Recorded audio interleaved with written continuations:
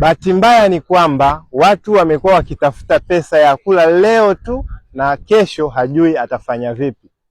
Unatafuta pesa ya kula leo tu, lakini kitokea umepata emergency, umepata mgonjwa, aidha kuna hela inahitajika kwa ajili ya kitu fulani cha muhimu, unashindwa ufanye vipi.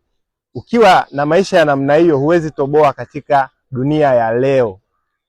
Dunia ya leo inahitaji uwe na kipato endelevu ambacho kitakusaidia wewe kumudu maisha yako kila siku.